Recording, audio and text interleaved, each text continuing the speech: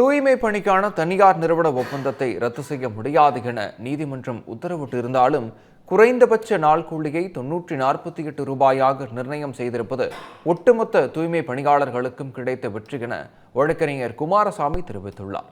இது தொடர்பாக செய்தியாளர்களுக்கு அவர் அளித்த பேட்டியை பார்க்கலாம்.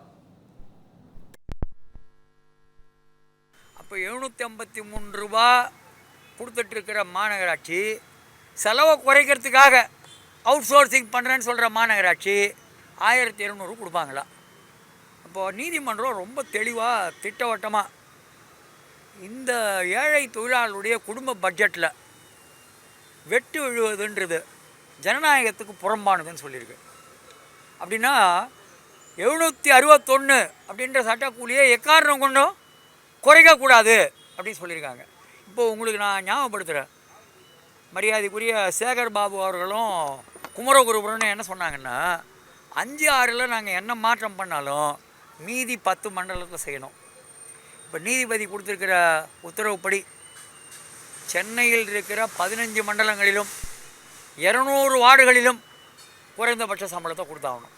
இது கார்ப்பரேஷனுக்கு வேஜஸ் தெஃப்டில் ஈடுபடுறவங்களுக்கு, அவங்க ஈடுபடுறது தெஃப்ட் ஆஃப் வேஜஸ். நான் அதோட கான்சிக்வன்ஸை புரிஞ்சு சொல்கிறேன். சட்டப்படி ஊதிய திருட்டில் ஈடுபட்டுள்ளார்கள்.